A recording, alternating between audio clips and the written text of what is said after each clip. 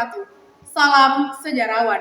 Hai Sobat Sejarah, perkenalkan nama saya Sabrina Kayla. Saya berasal dari SMA Negeri 2 Pangkatan.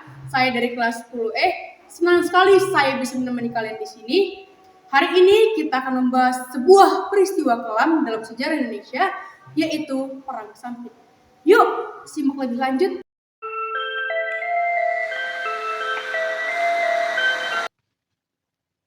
Tragedi Sampit adalah sebuah peristiwa kerusuhan antar dua etnis yang terjadi di Pulau Kalimantan pada tahun 2001. Bermula sejak 18 Februari 2001, konflik ini berlangsung sepanjang tahun tersebut. Konflik ini pecah di kota Sampit, Kalimantan Tengah sebelum pada akhirnya meluas ke seluruh provinsi di Kalimantan, termasuk ibu kota Palangkaraya. Konflik ini melibatkan dua buah etnis suku antara suku Dayak asli dan warga imigran Madura dari Pulau Madura. Konflik tersebut pecah pada 18 Februari 2001 ketika dua warga Madura diserang oleh sejumlah warga Dayak. Konflik ini mengakibatkan lebih dari 500 kematian dengan lebih dari 100.000 warga Madura kehilangan tempat tinggal di Kalimantan. Dari laporan data, tidak sedikit warga Madura yang juga ditemukan dipenggal kepalanya oleh masyarakat dalam konflik ini.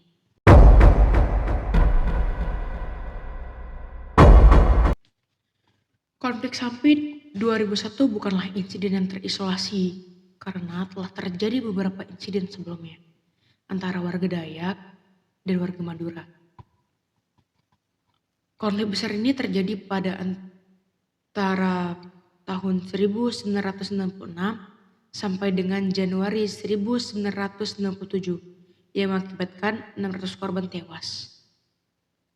Penduduk Madura pertama kali tiba di Kalimantan pada era 1930-an di bawah program transmigrasi yang dirancang oleh pemerintah kolonial Hindia Belanda dan dilanjutkan oleh pemerintah Indonesia. Pada tahun 2000, transmigran berbentuk 21% populasi Kalimantan Tengah. Suku Dayak merasa tidak puas dengan persaingan yang terus datang dari warga Madura yang semakin agresif. Hukum-hukum baru telah memungkinkan warga Madura memperoleh kontrol terhadap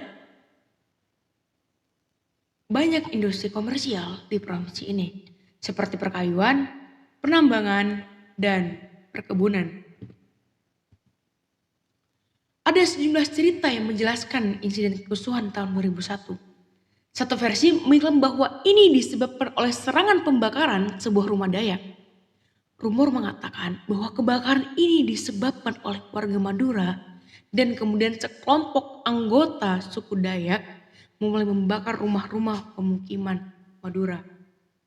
KMA Usop dari Asosiasi Masyarakat Dayak mengklaim bahwa pembantaian oleh suku Dayak dilakukan demi mempertahankan diri setelah beberapa anggota mereka diserang. Selain itu, juga dikatakan bahwa seseorang warga Dayak disiksa dan dibunuh oleh sekelompok warga Madura setelah sengketa judi di desa Karangpangi pada 17 Desember 2000. Versi lain mengklaim bahwa konflik ini berawal dari percecokan antara murid dan berbagai ras di sekolah yang sama.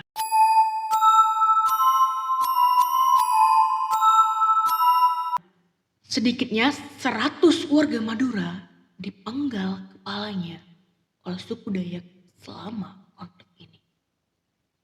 Suku Dayak memiliki sejarah praktik ritual pemburuan kepala atau ngayau. Meski praktik ini dianggap mustahil pada abad 20.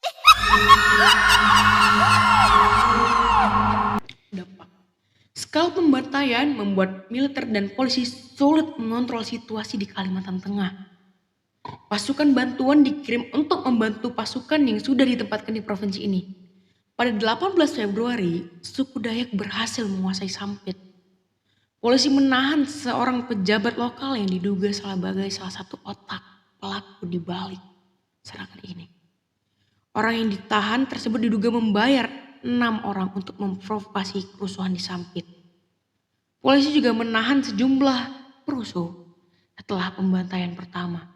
Kemudian ribuan warga banyak mengepung kantor polisi di Palangkaraya sambil meminta pelepasan pada tahanan. Polisi memenuhi permintaan ini pada 28 Februari. Militer berhasil membubarkan massa Dayak dari jalanan, namun kerusuhan sporadis terus berlanjut sepanjang tahun. Terima kasih sudah mendengarkan siaran kali ini. Sampai jumpa di siaran berikutnya. Dan salam cinta damai, tetap semangat belajar sejarah. Perubahan positif.